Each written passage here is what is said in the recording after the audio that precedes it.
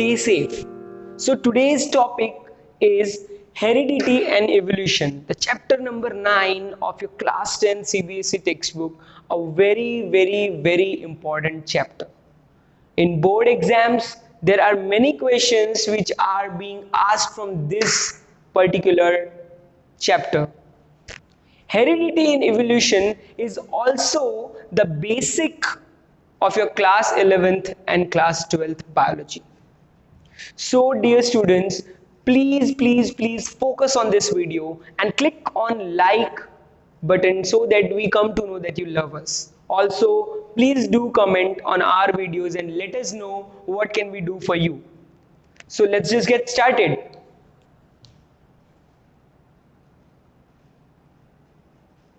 Okay guys, so heredity and evolution. Before starting any chapter, we should know what do we mean by the chapter itself. What does the title wants us to say? So let us go for the meaning of the chapter, heredity and evolution. So what do you mean by heredity? Heredity or inheritance, they are both sister terms. They are both synonymous kind of terms, and their meaning is the process. It's a process of transferring genetic information from one generation to another. So what is heredity? The process of transferring of genetic information from one parent to the offspring, from one generation to the other generation. Suppose my dad wants to give something to me. He can give me many things during his lifetime. He can give me money, he can give me respect, he can give me lots and lots of love like you guys give us. But what if he wants to give his characters to me? How would he give me the characters which he has? It's not the one, he is not the one who will decide that he wants to give the characters or not. But nature decides it by the process of heredity. What my dad wants to give me is his characters. What my mom wants to give me is her character. But nature has its own theory, has its own process to pass on these things. So how does it happen? It happens by the heredity. Now what will happen? My parent would try to reproduce with each other and would try to bring in a new person into this world who would be later on called Sachin. So I would have characters of both my dad and my mom. Yes, dear students, I would have characters of my dad and my mom. Whatever characters are dominant in them, I will have them. But I will not be the exact copy of them. I'll not be the exact copy of them. So let us see what exact copy I do mean. Okay, so if we have a bacteria, for example, we have a bacteria and this bacteria divides into two other bacteria, then these three are all identical. These two daughter cells are identical with the parent cell. So I will name it as a parent cell and these are daughter cells. These are daughter cells. So what is the problem here? The problem is these two daughter cells are very similar with parent. This is because only one parent was involved over here. Only one parent was involved over here. So there are less variation. All right, students, because as it is a asexual reproduction. ये आप लोगों ने पहले पढ़ा हुआ है. asexual reproduction में variation बहुत कम होता है. There is a very minor variation. So these are more similar to the parent.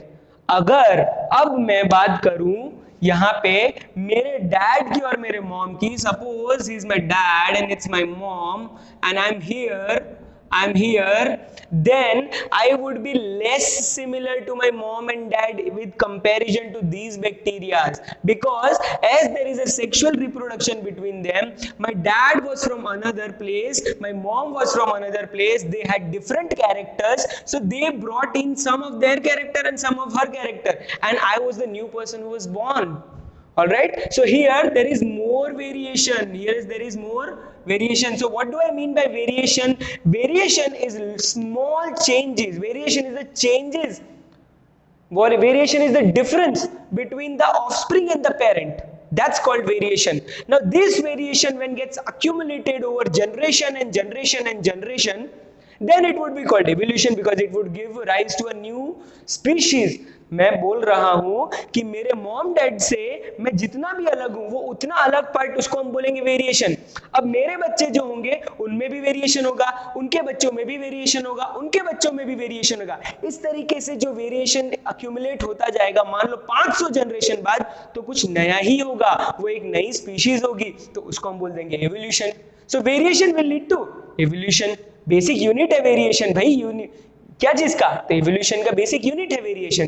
ठीक है बच्चों, तो इतना समझ लो. तो ये हेरिडिटी का थोड़ा सा इंट्रोडक्शन मैंने आपको दिया, और एवोल्यूशन का मैंने थोड़ा सा आपको हिंट दिया कि भाई एवोल्यूशन क्या होता है. एवोल्यूशन क्या होता है? Evolution is gradual change in the gene frequency of a population over a time. अब आप बोलोगे सर यहाँ पे population कहाँ से आ गया? यहाँ पे तो एक इंसान की बात करो भाई. एक ही इंसान में थोड़ी ना चेंज हो रहा है, बहुत सारे इंसान होंगे, सब में चेंजेस होने वाले हैं. अगर सेम चेंजेस पूरे पॉपुलेशन में हो गए तो उसको हम बोल देंगे इवोल्यूशन. एक नई स्पीशीज का जन्म होगा. ठीक है बच्चों, तो ये इस चैप्टर में है. अब हम इस चैप्टर में क्या पढ़ने वाले हैं? हम इस चैप्टर में पढ़ेंगे वेरिएशन के बारे में. हमने पढ़ा अभी, उसके बाद हम पढ़ेंगे इनहेरिटेंस के बारे में, उसके बाद हम पढ़ेंगे इनहेरिटेड ट्रेट्स के बारे में, एक्वायर्ड ट्रेट्स के बारे में, फिर हम पढ़ेंगे सेक्स डिटर्मिनेशन के बारे में, और बाद में हम जाएंगे एवोल्यूशन में. एवोल्यूशन बहुत इंटरेस्टिंग टॉपिक है बच्चों. अगर मैं सच्ची बताऊं तो मेरा तो फेवरेट टॉपिक है evolution, because it's so much interesting. You know, ऐसे कहा जाता है कि when you look at a star, when you look at a star, you are looking into your past. You are looking into your past. तो हम देखेंगे इस बात को बाद में, लेकिन अब आगे बढ़ते हैं इस चैप्टर में, और हम जानते हैं क्या होते हैं एक्वायर्ड और क्या होते हैं इनहेरिटेड ट्रेट्स. क्योंकि हम जान चुके हैं वेरिएशन क्या होता है, हम जान चुके हैं वेरिएशन क्या होता है, और ये वेरिएशन किसने स्टडी किया था वो भी अभी देख लेंगे. ठीक है बच्चों, तो अब हम बात कर रहे थे, जैसे कि मैं आपको बता रहा था, इनहेरिटेड और एक्वायर्ड ट्रेट के बारे में. भाई इनहेरिटेड और एक्वायर्ड ट्रेट क्या होते हैं? तो इनहेरिटेड ट्रेट्स वो ट्रेट्स हैं जो हमें माँ बाप से मिले हैं, जो हमें माँ बाप से मिले हैं. और अगर मैं बोलूं एक्वायर्ड ट्रेट, तो एक्वायर्ड ट्रेट्स वो बदलाव है, वो चेंजेस हैं, वो कैरेक्टर हैं आपके अंदर, जो आपने अपने लाइफ टाइम में लिया है, नेचर से, एनवायरमेंट से, उसको हम बोलते हैं acquired trait. So what is acquired trait? If I talk about acquired trait, then acquired trait is nothing but characters acquired by an individual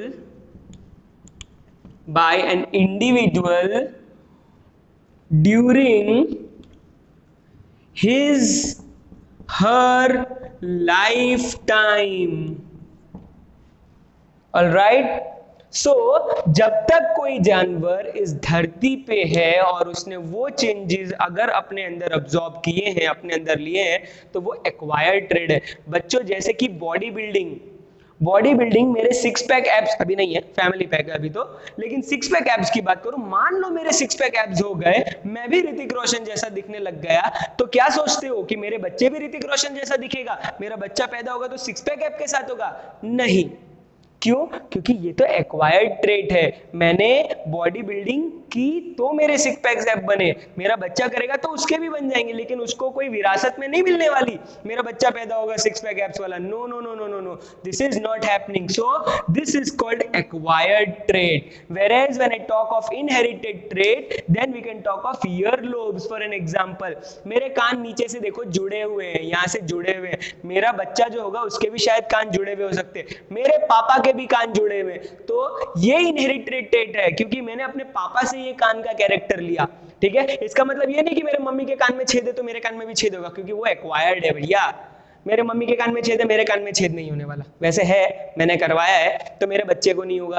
ठीक है, so what is inherited trait and what is acquired trait? Acquired trait is characters acquired by an individual during his और हर life time. ये but कहाँ पे आ गया भाई, ये अपने आप लिख लिया था, अपने आप कभी पता नहीं मेरे को, जो भी है, characters acquired by individual during his और हर लाइफ टाइम। वेरेज अगर मैं इसको इनहेरिटेंस बोलूं देन कैरेक्टर्स एक्वायर्ड नहीं आएगा, एक्वायर्ड की जगह पे हम लिख देंगे inherited, characters inherited by an individual during his और हर बर्थ फ्रॉम पेरेंट। तो ये कर दिया तो हो गया, ये हटा देंगे और ये हो जाएगा इनहेरिटेड ट्रेट। ओके गाइस, सो ये दो समझ लेना। एग्जांपल मैंने दे दिए, इनहेरिटेड का एग्जांपल दिया मैंने ईयर लोब का, और मैंने एक्वायर्ड ट्रेट का एग्जांपल दिया बॉडी बिल्डिंग का। तो इस चीज को थोड़ा सा ध्यान रखना बच्चों। नेक्स्ट टॉपिक पे जाते हैं, इस चीज को स्टडी किसने किया, तो ये है अब हमारा नेक्स्ट टॉपिक। इस चीज को स्टडी किसने किया, कौन भाई साहब थे जिन्होंने हमें ये पढ़ने पे मजबूर किया, तो देखते हैं कौन थे वो। अब उन भाई साहब का नाम तो अजीब सा ही है, हिंदुस्तानी है नहीं, तो उनका नाम है ग्रेगर जोहान मेंडल। आप में से कोई उसको मंडल मत बोलना, मंडल नहीं है ये भाई साहब, ये मेंडल है, ठीक है। तो ग्रेगर जोहान मेंडल, बीच का नाम में खा गया इसलिए मैंने लिखा ग्रेगर मेंडल। ये वही भाई साहब हैं जिनको हम बोल सकते हैं father of inheritance, father of inheritance. ये मैं जो टोन में बोल रहा हूँ ना, इनहेरिटेंस, ये आपको याद रहने वाला है, मैं जानता हूं। आप मेरा मजाक भी उड़ाओगे बाद में, लेकिन ये जानबूझ के है क्योंकि आप ये रखें याद, क्योंकि ये है थोड़ा इंपॉर्टेंट, ठीक है बच्चों। तो father of inheritance is nobody but Gregor Johan Mendel. अरे हम ऐसा क्यों बोलते हैं nobody but Gregor Johan Mendel, मुझे नहीं समझ में आता, पर ये तो इंग्लिश है भाई। ग्रेगर जोहान मेंडल को फादर ऑफ इनहेरिटेंस बोलते हैं, ठीक है बच्चों। अब इन्होंने किया क्या, चलो ये देख लेते हैं। तो बहुत पुरानी बात है, ये भाई साहब बैठे थे प्रीस्ट, बैठे थे प्रीस्ट मतलब ये थे ही प्रीस्ट, चर्च में काम करते होंगे तो प्रीस्ट थे। तो इनके पास था गार्डन चर्च का, और इस चर्च के गार्डन पे ये भाई साहब ग्रो कर रहे थे कुछ ये चीज जिसको हम बोलते हैं पाइसम सेटाइवम। हिंदी में बोला जाए तो मटर, हिंदी में बोला जाए तो मटर, इंग्लिश में और अच्छे से बोला जाए तो पी, गुजराती में बोला जाए तो वटाना, आगे का मेरे को आता नहीं है, तो ठीक है। पाइसम सेटाइवम पे ये काम कर रहे थे, और इन्होंने क्यों पाइसम सेटाइवम सिलेक्ट किया, why did Mendel chose pea plant? So let us know this also. Mendel chose pea plant because pea plant are perennial. Perennial बोले तो पूरे साल ग्रो हो सकते हैं, इनको कोई स्पेसिफिक चीज नहीं चाहिए, गर्मी हो या ठंडी, मटर तो भाई सब उगेगा ही उगेगा। तो पेरिनियल था इसलिए ले लिया मेंडल ने। बोलो क्यों पेरिनियल ले लिया, भाई पूरे साल काम करना था, स्टडी कर रहे हैं ना। एक स्टडी आपने अगर एक बार 100 रन बना दिए तो आप बहुत अच्छे क्रिकेटर नहीं हो, आपको हर बार कांस्टेंट परफॉर्मेंस रखनी पड़ेगी।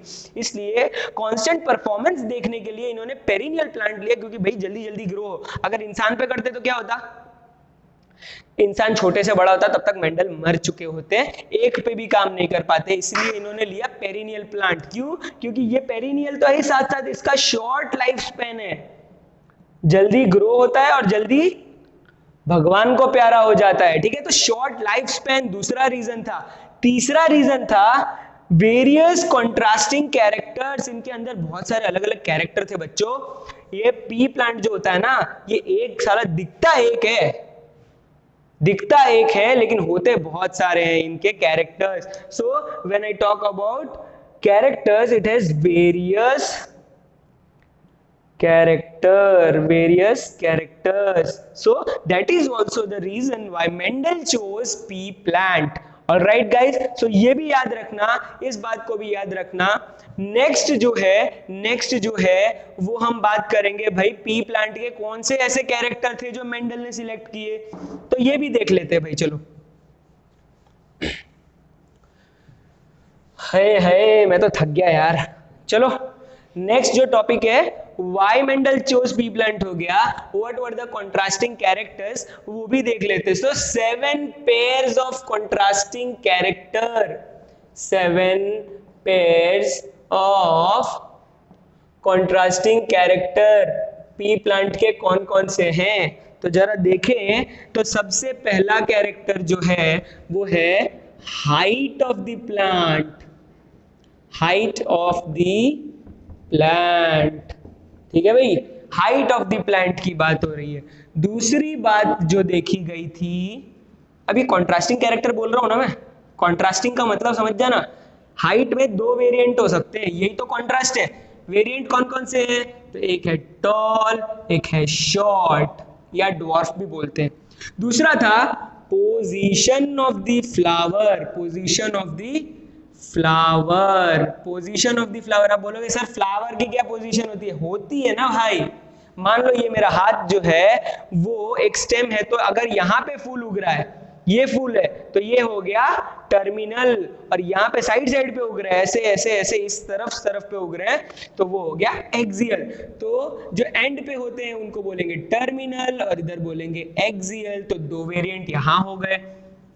तीसरा देखते हैं भाई, colour of the flower, colour of the flower. दो कलर थे भाई, वायोलेट था, पर्पल बोल लो, वाइट बोल लो, दो कलर थे। चौथा देखते हैं तो भाई सीड का शेप, मटर के दाने का शेप भी उन्होंने लिया था। तो एक होता है राउंड, दूसरा होता है रिंकल्ड।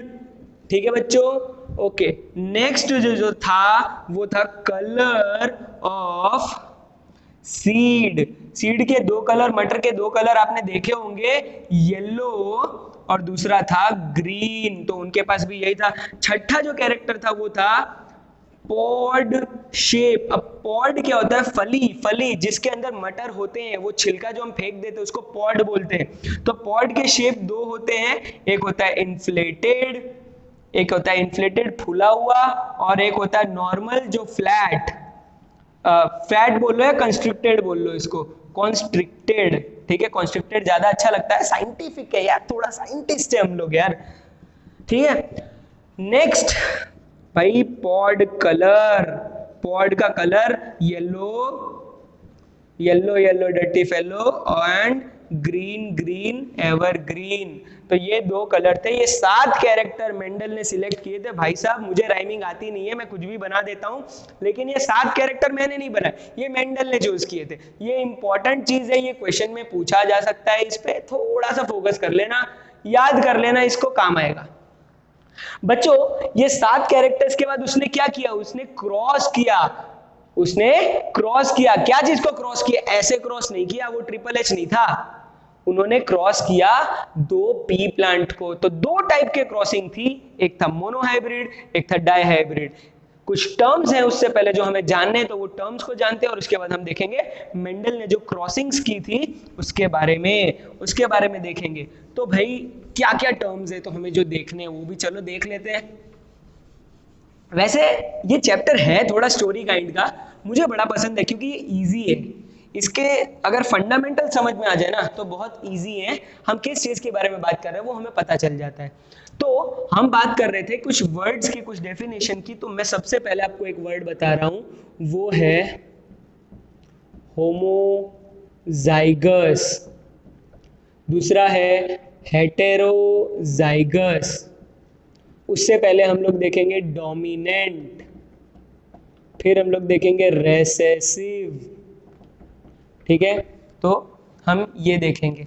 ठीक है बच्चों, डोमिनेंट का मतलब क्या होता है? डोमिनेंट कैरेक्टर एक ऐसा कैरेक्टर है जो चाहे कुछ भी हो खुद तो दिखेगा ही दिखेगा। मतलब मान लो कि मैं एक क्लास में पढ़ रहा हूं, उस क्लास में 10 बच्चे हैं, 10 में से 10 मस्ती करते होंगे, लेकिन हमेशा मैं 9 नंबर वाले को ही पकड़ता हूं। क्यों? क्योंकि मुझे पता है 9 नंबर वाला डोमिनेंट है, चाहे कोई करे ना करे वो तो करेगा ही, वो ही एक्सप्रेस होता है हर बार। जो कैरेक्टर हमेशा एक्सप्रेस हो, चाहे कोई हो आजू बाजू में या ना हो, जो हमेशा एक्सप्रेस हो उसको बोलते हैं डोमिनेंट। ठीक है, जैसे कि मैं बोलता हूं कि टॉलनेस डोमिनेंट है, मान लो टॉलनेस डोमिनेंट है, इसका मतलब अगर कोई प्लांट टॉल है, कोई प्लांट के अंदर टॉल वाले एलील्स हैं और स्मॉल वाले एलील्स हैं, मतलब शॉर्ट वाले एलील्स हैं, लेकिन वो प्लांट दिखेगा हमेशा toll he.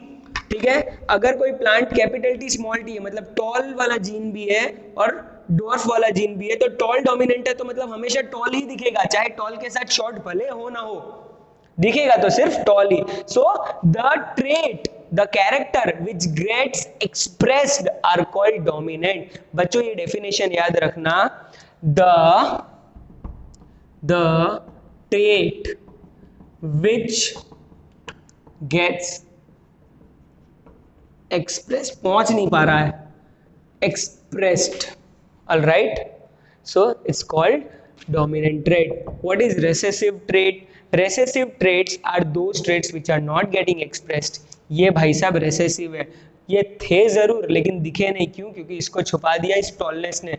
so the trait which does not gets expressed है लेकिन दिख नहीं रहा, उसको हम बोलेंगे रेसेसिव। जैसे कि black and blue. Alright guys, blue को हटा दे, ब्लैक को हटा देता हूं, ये डस्टर रखता हूं। डस्टर और मार्कर दोनों है। आप सबसे पहली बार देखोगे तो आपको डस्टर दिखेगा क्योंकि वो बड़ा है।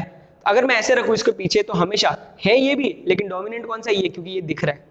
ठीक है, मॉर्फोलॉजिकली जो दिखता है जरूर पीछे ये होगा, लेकिन दिख कौन सा रहा है? ये, तो ये डोमिनेंट है, ये रेसेसिव है।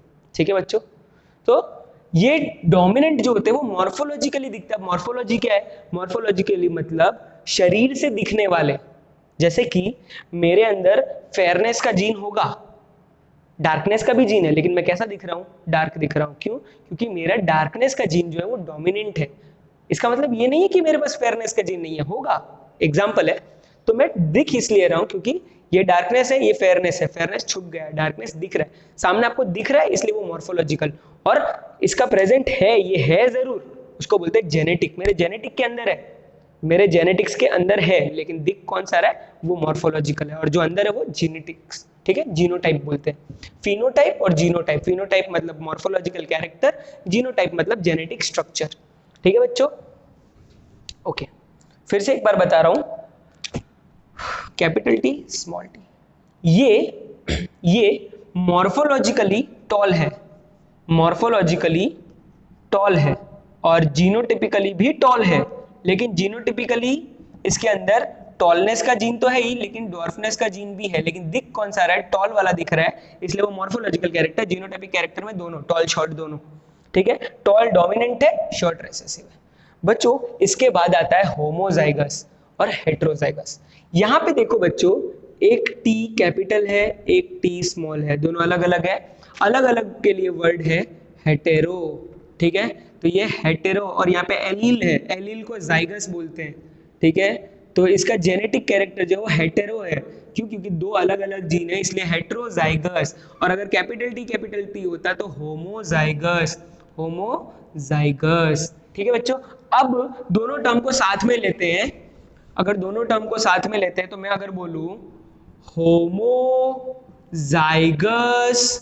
डोमिनेंट, अगर मैं बोलता हूं होमोजाइगस डोमिनेंट, इसका मतलब कैपिटल टी, क्योंकि होमोजाइगस मतलब दोनों सेम, और डोमिनेंट तो टी था। ठीक है, तो जो ट्रेट डोमिनेंट है और उसको अगर मैं बोलूं वैसा लिखो तो वैसा आप लिख देना। अगर मैं बोलूं होमोजाइगस रेसेसिव तो आप लिखोगे स्मॉल टी। अगर मैं लिखूंगा हेटेरोजाइगस टॉल तो आप लिखोगे कैपिटल टी। और होमोजाइगस, सॉरी हेटेरोजाइगस टॉल नहीं, होमोजाइगस टॉल हो गया, हेटेरोजाइगस टॉल। और हेटेरोजाइगस रेसेसिव नहीं हो सकता। हेटेरोजाइगस डोमिनेंट ये हो गया, हेटेरोजाइगस रेसेसिव तो यही होगा ना।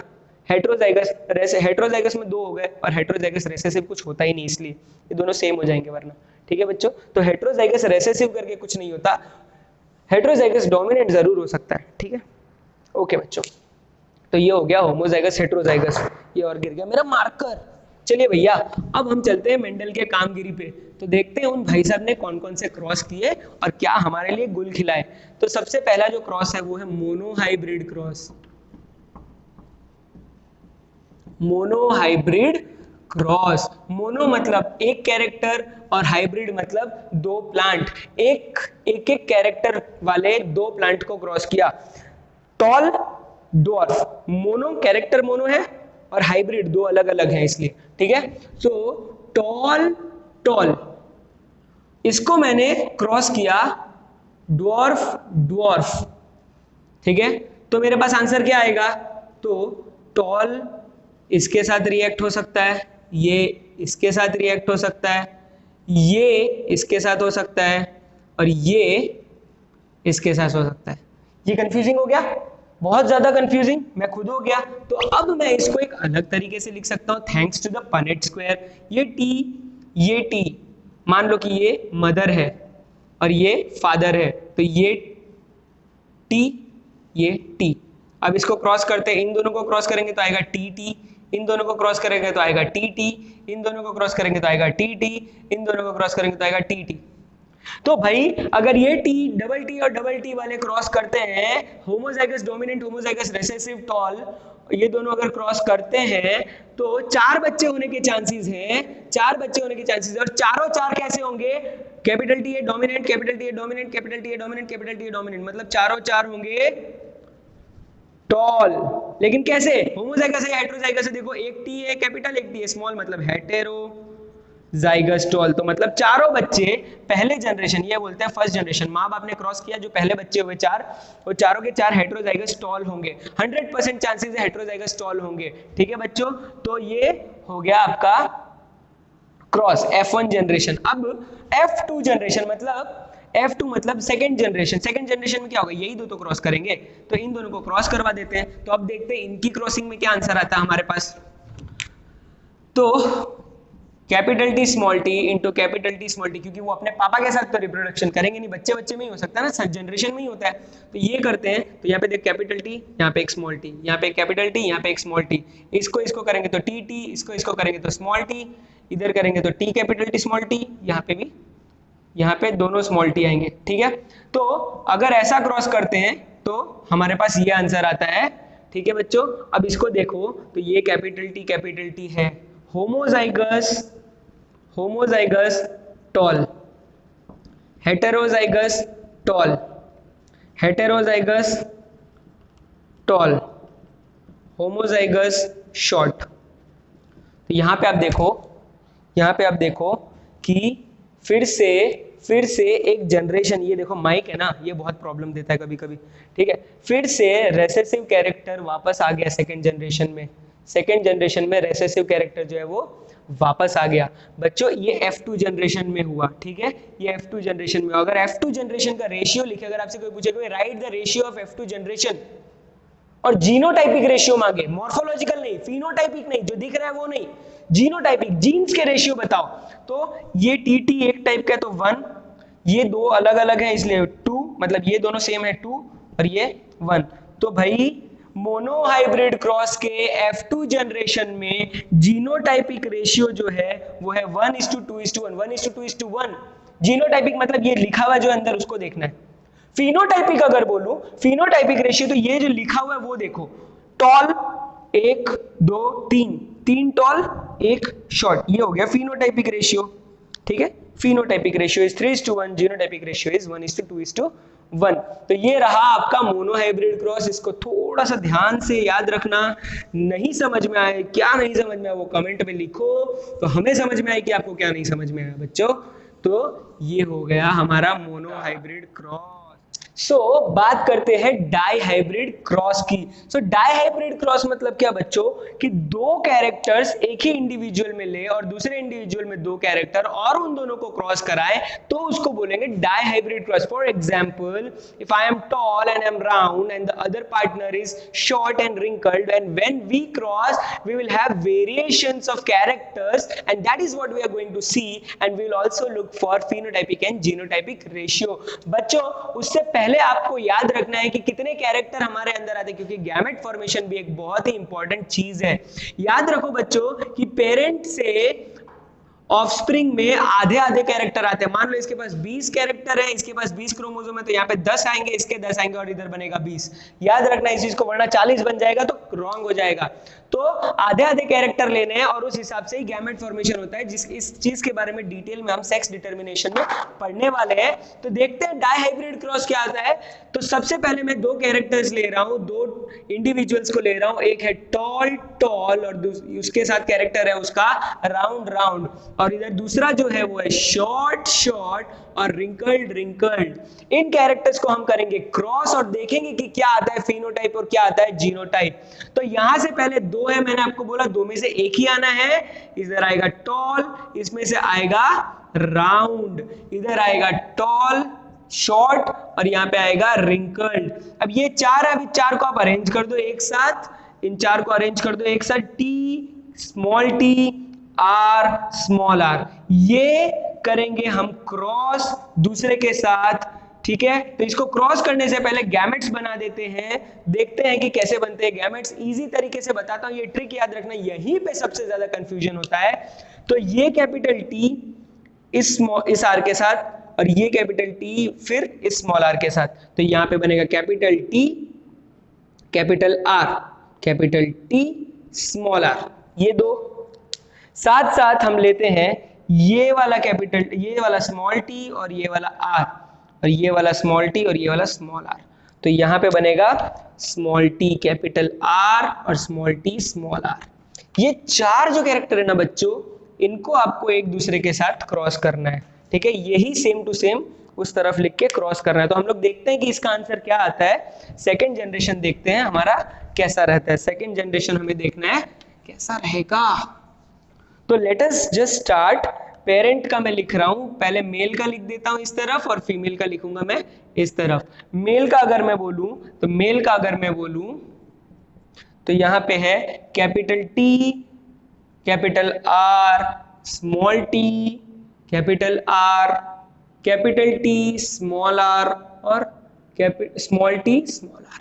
सेम टू सेम इस तरफ भी लिखेंगे, capital T capital R small T capital R capital T small R और स्मॉल टी स्मॉल आर। इसको हटा देते हैं, अब इसका कोई काम नहीं, और करते हैं इनको क्रॉस। तो देखिए इसका आंसर क्या आता है। पहले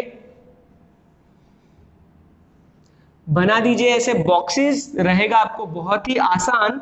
16 ऑफस्प्रिंग्स आने हैं, 16 का रेशियो लिखना है, टोटल काउंट 16 होना चाहिए। और अब हम देखते हैं क्या आएगा answer. Capital T capital are, ये बन गया टॉल एंड राउंड, ठीक है बच्चों। इसी तरीके से capital T small T capital R tall round. देख लो बच्चों, capital T small T capital R. फिर देखते capital T capital R small R tall round. फिर से वही देख लो, और अब लिखेंगे capital T small T capital R small R tall round.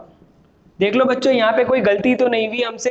Capital T capital T capital T capital T capital T small T capital small T capital ठीक है, कैपिटल स्मॉल ठीक है, आर ठीक है, आर ठीक है, आर स्मॉल आर ठीक है, आर स्मॉल आर ठीक है, ये हमारा रहा करेक्ट। इसी तरीके से इन सीक्वेंसेस को भी भरते हैं, तो थोड़ा फटाफट करें। Capital T small T capital T small T capital T small T, उसके बाद स्मॉल टी, यहाँ पे लिखता हूं R R R R R small R, ठीक है बच्चों। इसके कैरेक्टर लिखते हैं, ये भाई डोमिनेंट है टॉल एंड राउंड, ये लिखते हैं शॉर्ट राउंड, ये लिखते हैं टॉल राउंड, ये लिखते हैं शॉर्ट राउंड। देखो नए कैरेक्टर आ रहे हैं धीरे धीरे, ठीक है बच्चों। ओके, अब देखते हैं हम लोग इसका आंसर क्या आएगा। Capital T small T capital T small T. यहाँ पे देखते हैं आर, यहाँ पे स्मॉल है याद रखना, तो भाई आर स्मॉल है तो यहाँ पे लिख दो सारे आर, और इजी हो जाएगा आपके लिए। और इधर लिख देते हैं ये आर का आर ऐसे का ऐसे, ये आर ऐसे का ऐसे, small R small R small R small R, हो गया इजी आपका काम। इसी तरीके से इधर भी करते हैं, तो देखो लिख देते हैं small T small T small T small T. याद रखने के ट्रिक्स बता रहा हूं अलग अलग, ये देख लो। अब कैपिटल टी इधर आ गया, स्मॉल टी इधर आ गया, कैपिटल टी इधर आ गया, स्मॉल टी इधर आ गया। यहाँ पे लिखना है small R small R small R small R. यहाँ पे देख लो कैपिटल आर, ये हो गया कैपिटल आर, ये हो गया स्मॉल आर, ये हो गया स्मॉल आर। लिखते हैं कैरेक्टर डोमिनेंट है tall round, tall round, tall wrinkled, क्योंकि एक भी कैपिटल नहीं है यहाँ पे, टॉल रिंकल्ड। इस तरीके से यहां पे भी देखेंगे tall round, short round, tall wrinkled, tall wrinkled और शॉर्ट रिंकल्ड। भाई ये तो हो गया आपका ये क्रॉस पूरा। अब देखते हैं जीनोटाइपिक और फिनोटाइपिक रेशियो। बच्चों ये होता है सबसे मेन चीज। जीनोटाइपिक रेशियो की बात करें तो मतलब हम इसको गिनेंगे, जेनेटिक कैरेक्टर्स को गिनेंगे, ठीक है। Capital T capital T capital are ऐसे कितने हैं? तो भाई इसको हम लोग बना रहे, ऊपर से लाइन लगा रहे हैं तो आपको लगेगा easy. Capital T capital are, तो यहाँ पे देखो डबल टी डबल आर नहीं है, नहीं है, नहीं है, यहाँ पे सब में नहीं है, ठीक है। इधर देखते हैं कैपिटल टी कहाँ पे है, पहले देखो कैपिटल टी नहीं मिल रहा, कैपिटल टी ये रहा, लेकिन यहाँ पे एक स्मॉल आर है, नहीं होगा। और यहाँ पे भी नहीं, यहाँ पे भी नहीं है भाई। यहाँ पे देखिए कैपिटल टी नहीं है, कहीं नहीं है। तो भाई इसका तो इसके जैसा सिर्फ एक ही है, 1:2।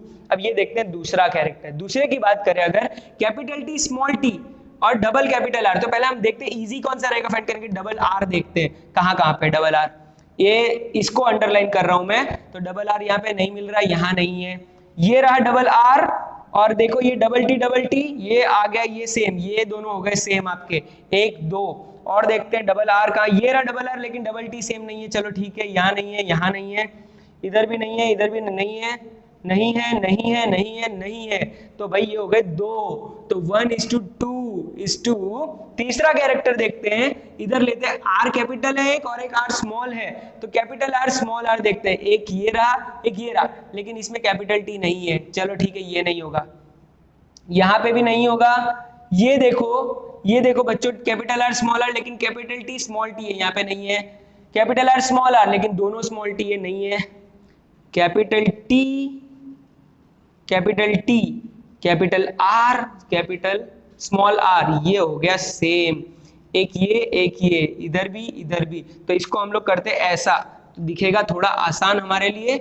और ये देखिए ये दोनों मिल गए same.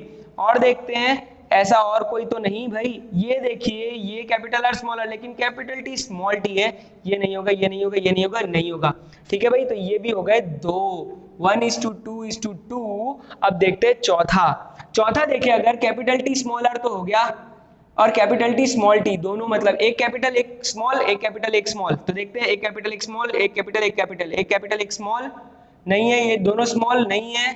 Capital T small T capital R small R, ये लीजिए इसको करते हैं circle 2। Capital T small T capital R small R, ये 3। Capital T small T capital, ये रहा 4, ठीक है बच्चों, ये देखते रहना, और तो कहीं पे है नहीं। 1 2 3 4 4। नेक्स्ट कैरेक्टर देखते हैं, हमने किसको नहीं छुआ है भाई अभी तक, किसको नहीं छुआ, ये रहा स्मॉल टी कैपिटल आर, इसको करेंगे हम बॉक्स, ठीक है। स्मॉल टी ये देखिए, लेकिन कैपिटल आर नहीं है। स्मॉल टी नहीं है इसमें। स्मॉल टी ये रहा, लेकिन कैपिटल आर नहीं है। स्मॉल टी नहीं है। चलिए भाई ये ऐसा तो एक ही है, तो ये कर दिया एक। और कौन सा है, ये देखिए small T capital R small R, इसको हम करते हैं एरो ऐसा, ठीक है। Small T capital R small R. और देखते हैं ऐसा कहाँ पे है, स्मॉल टी कैपिटल आर, ये एक ऐसा बना दिया स्मॉल। और कहीं पे नहीं दिख रहा ना आपको, देख लीजिएगा भाई, कहीं पे मिस ना कर दें आप बस। स्मॉल टी वाला और तो कहीं दिख नहीं रहा, तो हम इसको भी कवर कर चुके हैं, और इसका लिख दिया 2। और देखते हैं कैपिटल टी स्मॉल आर, ये इसको अब कुछ और शेप देना पड़ेगा, तो हम इसको देते हैं और एक शेप, ठीक है। तो कैपिटल टी कहीं पे दिख रहा है आपको, और एक ही है, तो भाई ये तो एक ही है, ठीक है, तो ऐसा सिर्फ एक लिख दो। उसके बाद ये दोनों देखेंगे तो आपको सेम दिखेगा, ये दोनों आपको सेम दिख रहे हैं, capital T small T small R, तो ये हो गए 2, और ये बचा लास्ट में जो एक है, ठीक है बच्चों। तो ये हो गया आपका रेशियो 1:2:2:4:1:1:2:1:1 2 2 4 1 5 4 9 1 10 2 12 13 14 15 16 16, देख लीजिए ये 16 हो गए। और अगर फिनोटाइपिक रेशियो की बात करें तो ये देखेंगे टॉल राउंड वाला, tall round 1, tall round 2, tall round 3, tall round 4, tall round 5, tall round 6, tall round 7, tall round 8, tall round 9, 9:2। अब देखते हैं दूसरे कौन से हैं। टॉल राउंड हो गए सारे, tall round, short round is 1, short round is 2 and short round is 3. 9:3 tall wrinkled 1, tall wrinkled 2, tall wrinkled 3. 9:3 बचा ये सिर्फ एक, तो 1 9:3 9 3 12 + 3 15 + 1 16। ये हो गया आपका जीनोटाइपिक एंड फिनोटाइपिक रेशियो। बच्चों इतना टाइम मुझे लगा क्योंकि मैंने आपकी तरह किया, ये आपको बताने के लिए कि भाई कैसे हुआ। याद रख सकते हो आप ये रेशियो, अगर आपको याद रहता है तो 1:2:4:1:2:1:1 1:1:2:1 याद रखो, 1:2:4 याद रखो, तो ऐसे याद रख सकते हो। 9:3:3:1 तो बहुत ईजी है, फिनोटाइपिक रेशियो ये आपको याद रहेगा।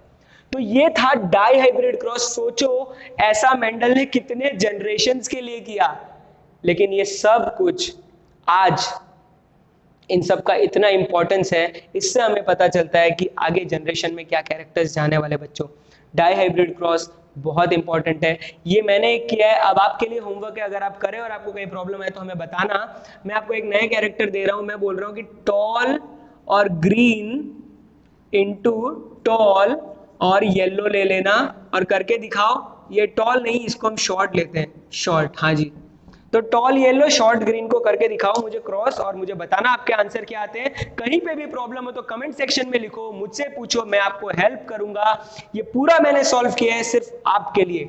सो बच्चों ये था डाई हाइब्रिड क्रॉस। आगे के सेक्शन में हम लोग देखेंगे सेक्स डिटर्मिनेशन, और सेक्स डिटर्मिनेशन के बाद हम करेंगे बात इवोल्यूशन की। So till then take care, like, share and subscribe, and please do comment if you have any doubts, any problems, and if you have any praises for us. Thank you. Stay safe.